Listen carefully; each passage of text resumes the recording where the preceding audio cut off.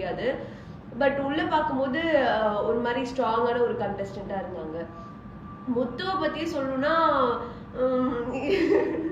உள்ள இருக்கும் போதே நான் சொல்லியிருப்பேன், முத்து அங்க இருக்காருன்னா நான் இந்த சைடு திரும்பி லெஃப்ட் எடுத்து அப்படி போயிடுவேன் ரூமுக்குள்ள. ஏன்னா என்னப்பா இவரு இவ்வளவு நேரம் பேசிட்டு இருக்காருன்னு தோணுது. ஏன்னா நான் ரொம்ப கம்மியா பேசக்கூடிய ஆள். அப்படி இருக்கும்போது யாராவது ரொம்ப நேரம் பேசிருக்கோம் தூங்கிடுவேன், இல்லாட்டி அந்த மாதிரிலாம் ஆயிடக்கூடாதுன்றதுக்காக தள்ளி தள்ளி போயிடுவேன் ஒரு பாயிண்ட் வரைக்கும். அதுக்கப்புறம் நான் முத்துவை தெரிஞ்சுக்க ஆரம்பிச்சதுக்கு அப்புறம் நல்ல மனுஷப்பா இவர், நான் ஃபர்ஸ்ட் இருந்தே பேசியிருந்துருக்கலாம்ப்பா அவரோட, அந்த மாதிரி தோணுச்சு.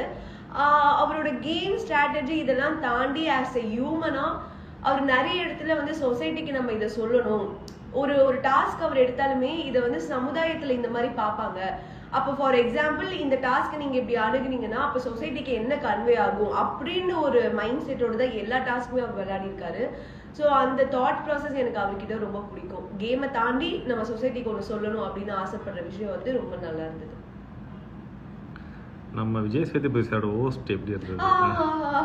நான் அவரோட பெரிய ஃபேன். நான் போகும்போதே சொல்லியிருந்தேன், ஃபர்ஸ்ட் எல்லாம் ஃபேனா இருக்கும்போது ஜாலியா பேசணும், ஃபன்னா இருக்கும் அப்படின்னு ஒரு மைண்ட் செட் போல ஃபர்ஸ்ட் வரமே ஒரு மாதிரி பயம்னா பயம், மரண பயம். அவரை பார்த்தோன்னே ஓகே சார், தேங்க்ஸ் சார், இப்படியேதான் வேற பண்ணிருந்தேன், எனக்கே தெரியுது அது. ஆனா ஒரு மாதிரி பயமா இருக்கும். ஏன் அந்த பயம், எதுக்கு அவ்வளவு கான்சியஸா இருந்தேன்னு எனக்கு இப்ப வரைக்கும் தெரியல. வீக்கெண்ட் ஆனா வேற நம்ம வெளில போயிடுவோமா, உள்ள இருவோமான்னு தெரியல. இப்ப நம்ம என்ன பண்ணி வச்சிருக்கோம், நம்ம என்ன பதில் சொல்லுவோம். எனக்கு இன்னொரு பிரச்சனை என்னன்னா, வாரம் ஃபுல்லா நடந்ததை பாதி மறந்துடுவேன். அவங்க கொஸ்டின் கேட்கும்போது இது நம்ம தான் பண்ணுமா இல்ல இதுல என்ன பண்ணி வச்சிருந்தோம் அப்படின்னு ஒரு டவுட் வந்துடும். பாதி கேள்வி கேட்கும் போதே மறந்துடுவேன், ஆஃப் ஆயிடுவேன். அப்புறம் எனக்கு சொல்ல வேற வராது. அப்புறம் சரின்னு கொஞ்சம் உட்காந்துருவேன். ஒரு சில 2-3 பேர் சொன்னதுக்கு அப்புறம் இந்த கொஸ்டின் இப்படிதான் கேட்டிருக்காங்களா அப்படின்னு நினைச்சுலாம் பேசியிருக்கேன்.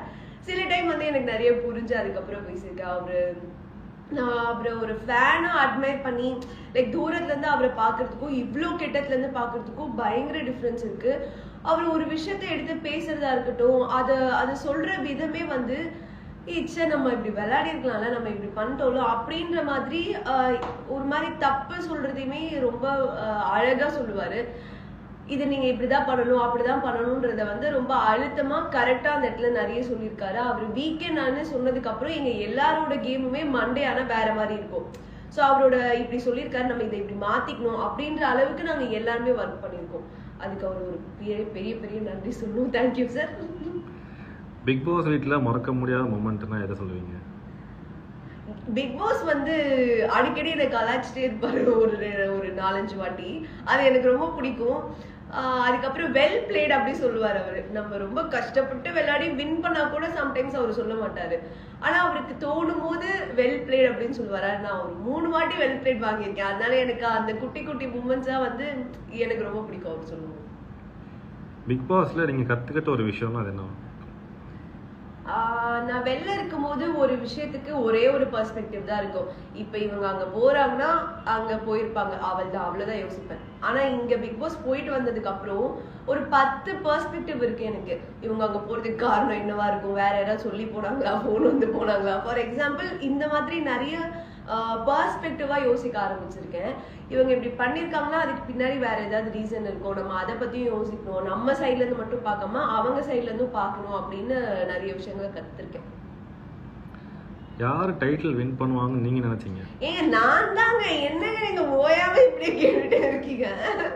நான் வந்து பிக் பாஸ் போறேன், ஒரு ஷோக்கு போறேன்னா டைட்டில் வின் பண்ணணும் அப்படிதானங்க போவாங்க. இந்த क्वेश्चनக்கு ஆன்சர் நான் தான். actually வந்திருக்கு. you are the true winner in our eyes. true winner. thank you guys. மக்களுக்கு என்ன சொல்ல விரும்புறீங்க? மக்களுக்கு வந்து ஒரு பெரிய பெரிய பெரிய பெரிய நன்றி தான் நான் சொல்லணும்.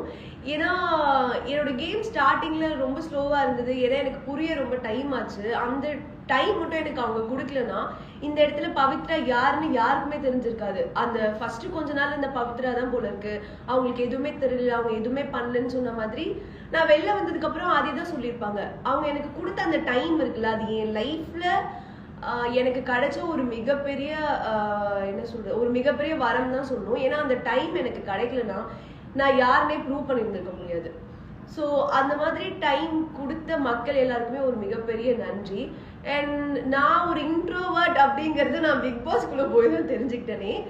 எனக்கு இந்த விஷயத்த நான் எப்படி ஹேண்டில் பண்றேன், நான் என்னெல்லாம் பண்றேன், எனக்கு என்ன பிளஸ் என்ன மைனஸ்ன்னு அதை திருத்திக்க வச்சு என்னை கம்ப்ளீட் ஒரு ஹியூமனா மாத்திருக்கிறது இந்த பிக் பாஸ் ஷோ. அதுக்கு காரணமா இருந்தது எனக்கு ஓட்டு போட்டு இவ்வளவு நாள் என்ன உள்ள வச்சிருந்த மக்கள் எல்லாரும் தான் சொல்லணும். நிறைய பேர் வந்து என்ன புரிஞ்சுக்கிட்டாங்கன்னு தான் நான் சொல்லணும். ஏன்னா இவங்க எதுவுமே பண்ணலங்கிறத தாண்டி இந்த பொண்ணு சூப்பரா பண்றாப்பா, இவ இதை பண்றா அதை பண்றான்ற இடத்துக்கு என்னை மாத்தினது வந்து மக்களாகி நீங்கள் தான். அவ்வளவு நாள் என்ன நீங்க உள்ள வச்சு என்னை ஏதோ பண்ண வச்சு என்னை வந்து கம்ப்ளீட்டா மாத்திருக்கீங்கன்னு தான் சொல்லணும். அதுக்கு நான் நன்றியை தவிர லவ் யூவை தவிர என்ன சொன்னாலுமே பத்தவே பத்தாது. நான் ஒண்ணு சொல்லணும்னு நினைக்கிறேன், இந்த மாதிரி சொசைட்டில நிறைய பேர் இருக்காங்க. ப்ளீஸ் அவங்களை கொஞ்சம் கன்சிடர் பண்ணுங்க. அவங்களுக்கும் இதே மாதிரி ஒரு ஸ்பேஸ் கொடுங்க. அவங்களையும் லைஃப்ல இந்த மாதிரி நிறைய அச்சீவ் பண்ண வைங்க. ஒருத்தன் பேசல அப்படின்னா அவனை போட்டு டம்ப் பண்ணி நீ பேசல இல்லை இது உனக்கு வரலன்னு சொல்றதை தாண்டி உன்னால முடியும் நீ பண்ணுன்னு கொஞ்சம் மோட்டிவேட் பண்ணீங்கன்னா எல்லாருமே வின் பண்ணலாம். நீங்களும் வின் பண்ணலாம், நானும் வின் பண்ணலாம், நம்ம எல்லாரும் ஜாலியா இருக்கலாம். ஓகேவா?